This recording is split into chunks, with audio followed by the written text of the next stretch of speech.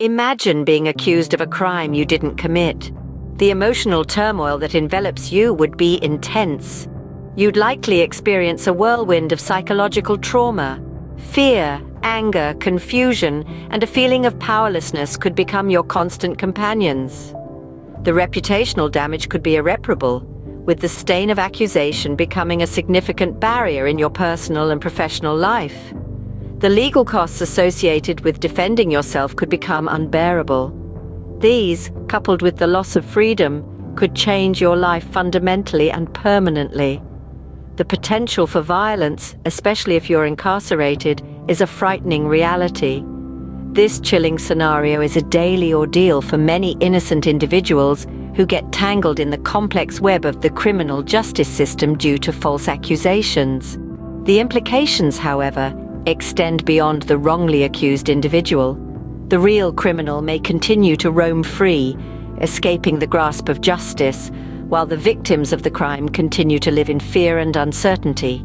This adds another level of psychological trauma for the victims who grapple with feelings of betrayal, fear, and a lingering sense of vulnerability.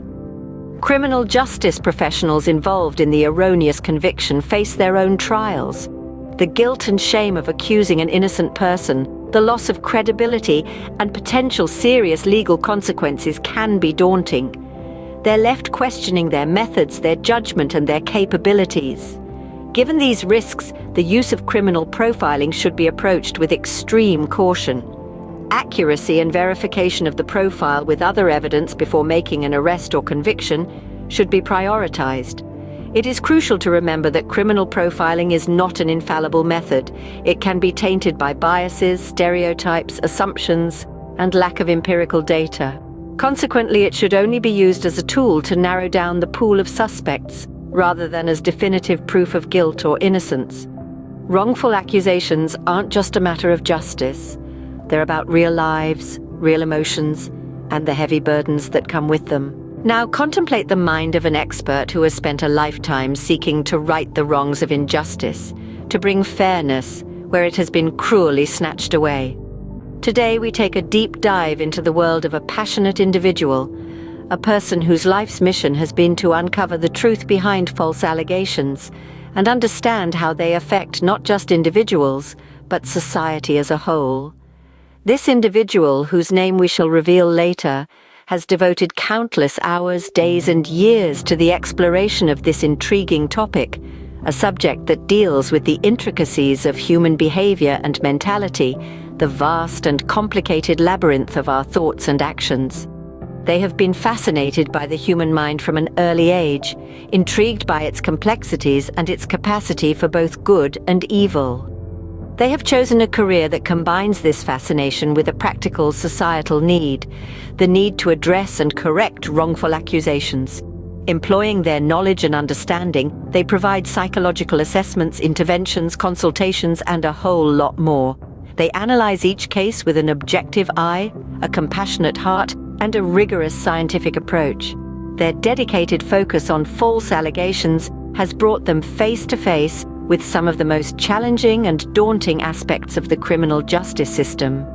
They have experienced the trials and tribulations, the victories and the heartbreaking stories of lives changed forever by a single, erroneous accusation. Indeed, the journey of this individual is a testament to the power of persistence and belief in the pursuit of truth and justice.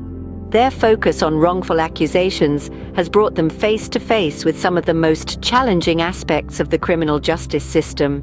But what leads to these wrongful accusations?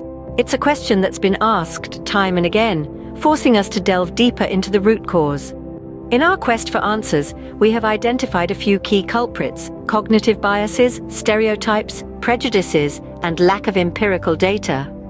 Cognitive bias, or confirmation bias as some may call it, is our tendency to favor information that confirms our preconceptions, regardless of whether the information is true. This can lead to wrongful accusations when our beliefs cloud our judgment. Stereotypes, on the other hand, are generalized views about certain groups of people. When these stereotypes are negative, they can directly lead to wrongful accusations, often resulting in racial profiling. Prejudice, A preconceived opinion that isn't based on reason or actual experience is another key culprit. Lack of empirical data or factual evidence also plays a significant role in wrongful accusations. The misuse of criminal profiling techniques is another problematic factor. These techniques, when misused, can lead us astray instead of helping us find the actual culprit. Confirmation bias, racial profiling, and the misuse of criminal profiling techniques all serve as contributing factors to this troubling issue. So, how can these issues be reduced or even eliminated? Before delving into the specifics, one can't help but think about the complexities that these challenges present. These queries often take us down a winding road of analysis, systematic thought processing, possible solutions.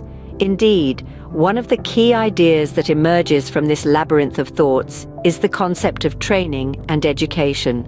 It offers an intriguing proposition. A closer look at the matter reveals that it is not just about teaching them what to do, but also about equipping them with the understanding of why certain actions may lead to undesired outcomes. Knowledge, in this context, is not merely the acquisition of facts, but a deeper comprehension of the intricate mechanisms that influence judgment in criminal investigations. It's about developing the ability to discern, to question, and to critically evaluate situations. Tools, on the other hand, could refer to tangible aids that facilitate the process. These can range from comprehensive guidelines, checklists, to sophisticated software that can help in assessing the veracity of information. The focus is on building a robust system that can assist in making more accurate, unbiased decisions. Yet, the overarching goal here is not just about avoiding these biases and errors. Rather, it is about fostering an environment where it becomes second nature to spot and rectify such issues, thereby ensuring the integrity of the process.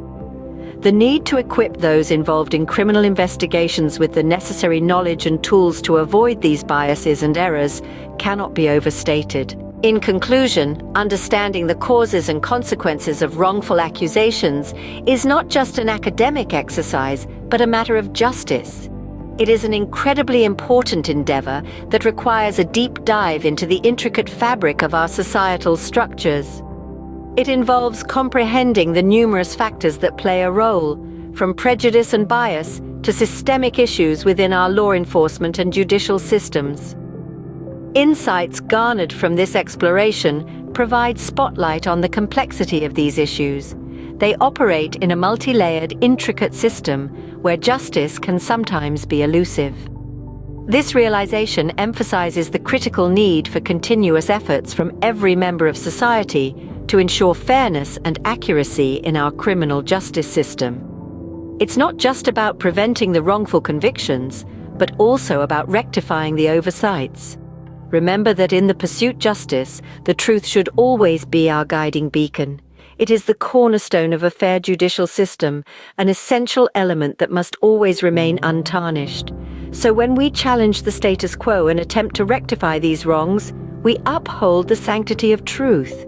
The next time you hear about a case of wrongful accusation, contemplate its implications.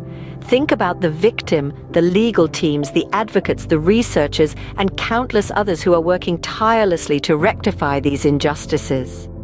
Consider their efforts to overturn these sentences, to bring the truth to light, to restore faith in our legal system.